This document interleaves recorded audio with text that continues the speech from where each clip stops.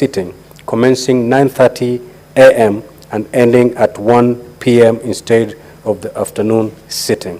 Will as many as of that opinion say aye? Aye. Will as many as of the contrary opinion say nay? The ayes have it.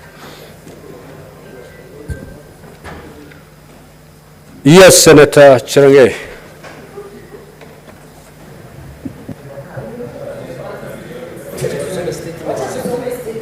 Mr. Speaker, thank you. I raise understanding on the number 96.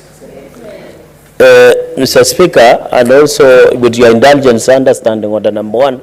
As we talk, Mr. Speaker, even as we are happy that the session is coming to an end, Mr. Speaker, we are not sitting pretty with our staff. They have not been paid office operations. The Parliamentary Service Commission have found it not unwise, and it is disappointing that the commissioners are not here, Mr. Speaker.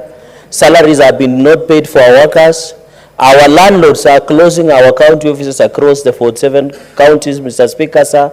There is no money. Virtually, the service providers want to auction the Senate furniture that has been put in most of our offices, Mr. Speaker. As we talk, even our cars, Mr. Speaker, when we travel to our counties, might be clamped down and auctioned, and we might making phone calls to your office or your personal number to try and intervene, Mr. Speaker.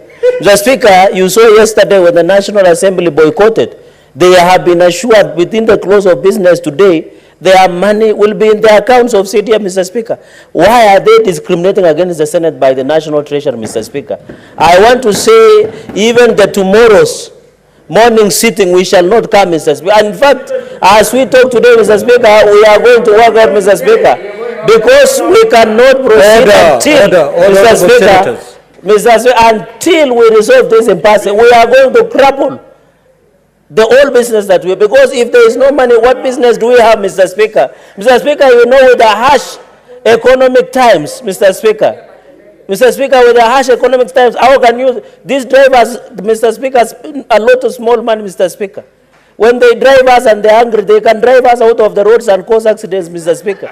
Mr. Speaker, even our secretaries, our personal assistants, Mr. Speaker, can you lead us and listen to our cries, Mr. Speaker?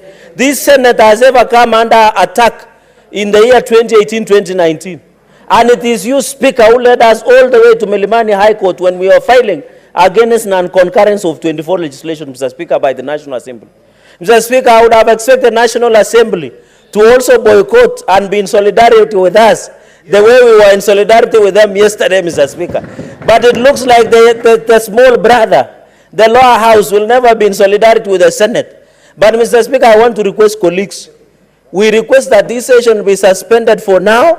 Mr. Speaker, you make phone calls to the National Treasury, because, and also Parliamentary Service Commission, Mr. Speaker, we suspend for 30 minutes. You get a commitment. We go into a recess for another 30 minutes. We agree on how we are going to proceed, Mr. Speaker. Mr. Speaker, under indulgence and the direction leadership, you need to provide leadership on this one, Mr. Speaker. I don't think you will be sitting pretty. I can tell you, you'll have to switch your phone, because we will call incessantly.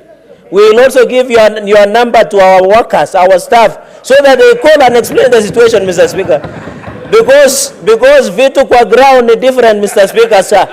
So as we talk, we have been using our own money to fuel and support most of our workers, Mr. Speaker. Some of them have school fees. Some of them have medical bills to pay, Mr. Speaker. They have rent, Mr. Speaker. You can imagine working to your office and your staff have not been paid. Mr. Speaker, with the harsh economic times, we must be serious, Mr. Speaker. I request that we adjourn this, we suspend this house for 30 minutes, talk to the National Treasury, give us way forward, and then we resume the sitting as normal, Mr. Speaker. And I think going into the future, I want to call upon Parliamentary Service Commission. There is no house that is lesser than the other. When the National Assembly speak, they listen. But when Senate speak, ni kama kupigia mbuzi gitaa, Mr. Speaker.